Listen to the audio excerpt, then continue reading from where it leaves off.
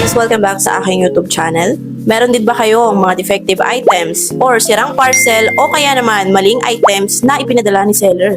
Well, sa video na ito, ituturo ko sa inyo ang step by step kung paano mag-return at mag-refund ng items sa TikTok Shop.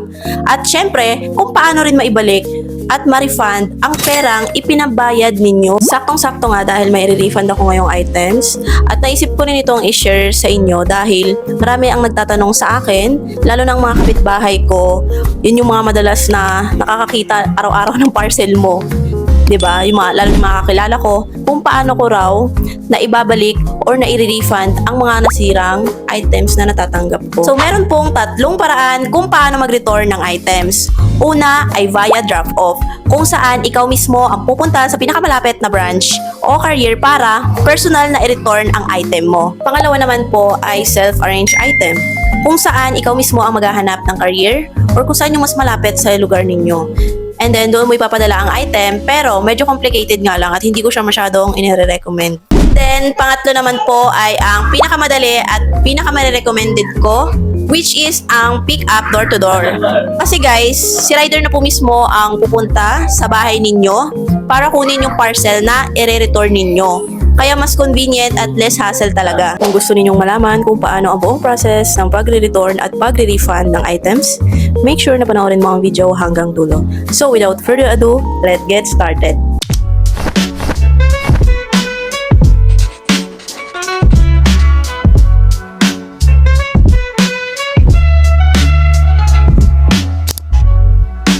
Meron kasi ako ditong in-order na damit para sa partner ko. And hindi siya kasya. And ang nakalagay dito is XL. Tama naman yung in-order ko, pero sobrang liit pagdating. And ngayon, gusto ko siyang i-refund kasi sayang yung pera. And wala din naman susuot. And wala kami mapagbigyan nun. Kaya, ayun.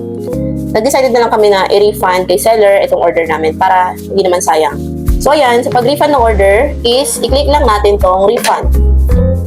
Yan. Ngayon lang namin na receive yung order and then i-refund agad natin siya. As long na wala pang 7 days, is pwede nyo pa siyang i-refund, okay? So ngayon, since mali yung parang size ata na ipinadala, kaya naman, ito yung pipiliin natin. Ito, yan. Product doesn't match description. So, details that don't match product description such as weight, material, color, design, or size. So, ayan yung pipiliin natin. And then, done na natin. And yan, mapupunta tayo sa ganito. So, paano nga ba? Paano natin makukuha din yung bayad natin? Which is dito siya ni seller, no? Sa ating TikTok Shop balance. So, dati, nakapag-refund ako is sa bank account ko siya nare-receive. Pero ngayon is nasa TikTok Shop na. So, click ko lang itong receive na means after approval para mas mabilis kong makatanggap yung pera. Free return until, ayan, yung date. Tapos, ayan, i-click ko lang to and then, meron na akong message na kinapi kanina, no?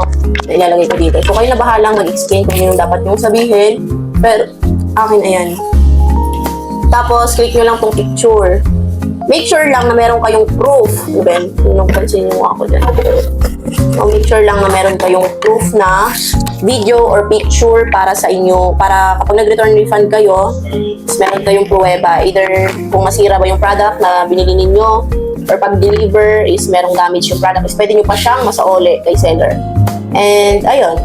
So, TikTok Shop balance siya ilalagay yung pera. Mababawi nyo pa rin naman yung pera. Sa TikTok balance na lang siya ilalagay. So, magagamit nyo kapag kayo mag-order is yun yung ibabayad ninyo. Antayin lang natin, no? Kasi hindi na ng wifi ko.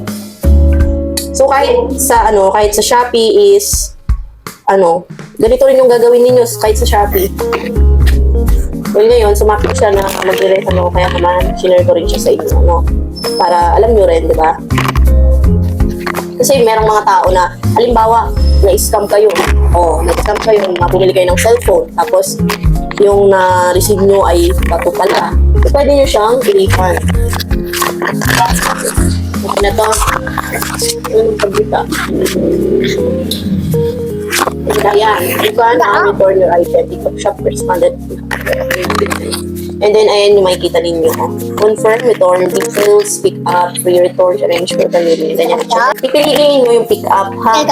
Kasi, yung product na nasa inyo, yung hawak nyo, is pick upin mo dito ni rider kung saan niya dineliver. Kung pipiliin yung drop off, kayo pa pupunta niyan sa JNT. So, confirm na natin. Then, yan. Okay na. Okay, mag-wait na lang tayo ng na i-upload yung ating request result. Ayan, nakalagay dito, no? Ayan, no? Under review pa siya. So, it means, na-under review pa yung ating request approval. Kaya mag-aantay na lang kayo dyan kung ilang, kung kailan ma-upload. Pero ano naman yan, mabilis lang naman sa ma-upload. Yung details ng ating And makikita nyo dyan mamaya yung inyong tracking number, tapos meron lang pangalan ng rider, at meron na rin pangalan ng tama, pangalan ng rider, tapos may number na nakalagay dyan ng rider. So, tatawag na lang sa inyo si rider para pick upin yung items na re-refund din nyo. Antayin nyo na lang na ma-approve yan.